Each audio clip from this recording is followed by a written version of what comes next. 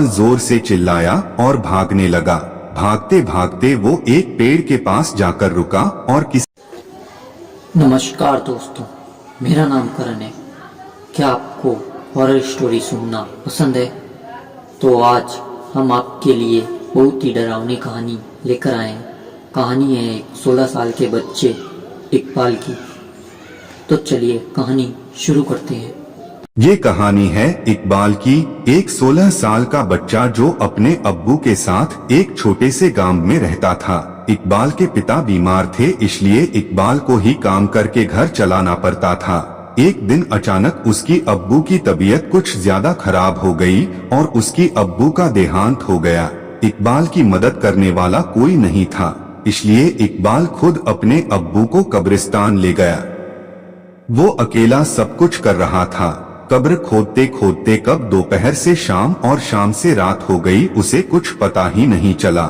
जब वो अपने अब्बू को दफना के कब्रिस्तान की गेट की तरफ बढ़ रहा था, तब काफी रात हो चुकी थी। हवा भी तेज चलने लगा था। अचानक इकबाल को किसी ने पीछे से आवाज दिया, इकू। जब उसने पीछे मुड़कर देखा तो कोई नजर नहीं आया।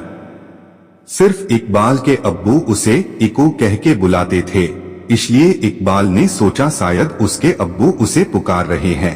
पर जब इकबाल ने जोर जोर से अब्बू अब्बू कहकर पुकारा, फिर भी कोई जवाब नहीं आया, तब वो डर गया और जल्दी जल्दी गेट की ओर बढ़ने लगा। लेकिन जैसे ही इकबाल गेट के नजदीक पहुंचा, अचानक गेट बंद हो गई। वो एकदम से घबरा गया। कब्रिस्तान की दीवारें और गेट इतनी ऊंची थी कि वो उसे किसी भी तरह पार नहीं कर सकता था। कब्रिस्तान की एक और गेट थी जो कि पीछे की तरफ थी, लेकिन उस गेट तक जाने के लिए इकबाल को वापस कब्रिस्तान के बीच से होकर जाना पड़ता। किसी तरह हिम्मत जुटाकर उसने दूसरे गेट तक जाने का फैसला किया। वो सुनसान कब्रिस्तान के बीच से जा ही रहा था कि अचानक उसे दूर एक आदमी खड़ा हुआ दिखाई दिया। वो उस आदमी के पास गया और पूछा, कौन हो तुम? उस आदमी ने कोई जवाब नहीं दिया। इकबाल फिर से उसे पूछने ही वाला था कि उस आदमी का सिर अचानक से पीछे घूम गया। उसका दोनों आंखें लाल था और इकबाल को गुस्से से देख रहा था। ये देखकर इकबाल जोर से चिल्लाया और भागने लगा। भागते भागते वो एक पेड़ के पास जाकर रुका और किसी तरह वहीं पे रात गुजारने का फैसला किया। कुछ ही देर में उसके चारों तरफ कोहरा छाने लगा। अचानक उसने कोहरे में एक औरत को भागते हुए देखा। उस औरत के पीछे पीछे एक बच्चा भी भाग रहा था और उस बच्चे के पीछे एक और औरत भाग रही थी। लेकिन वो औरत भागते भागते अचानक रुक गई और इकबाल की तरफ आने लगी।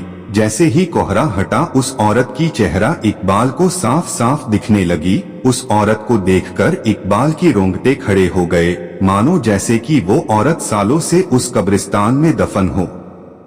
वो औरत इकबाल के करीब आ रही थी और इकबाल धीरे धीरे पीछे हट रहा था। अचानक इकबाल का पैर फिसला और वो एक कब्र में जा गिरा। कब्र इतना गहरा था कि वो वहां से निकल भी नहीं पा रहा था। उसे लगा कि कोई उसे जमीन के अंदर खींच रही है। जब वो पीछे मुड़ा तो देखा कि वही औरत उसे खींच रही है। उसका आधा शरीर जमीन के अंदर जा चुका था कि अचानक उसे लगा कोई उसका हाथ पकड़ के ऊपर खींच रहा है। वो जैसे ही ऊपर आया, सीधा कब्रिस्तान के बाहर भागते हुए चला गया। उसे समझ आ गया था कि उसे ऊपर खींचने वाला उसके अब्बू ही था। इसीलिए कहते हैं, जो आपसे सच्चा प्यार करता है वो आपको मरने के बाद भी मदद करता है। हमें आशा है कि आपको हमारी कब्रिस्तान की भूतिया कहानियां पसंद आई होगी। इसी तरह के नए नए हॉरर स्टोरीज को हिंदी में पढ़ने के लिए हमारे इस चैनल को सब्सक्राइब जरूर करें।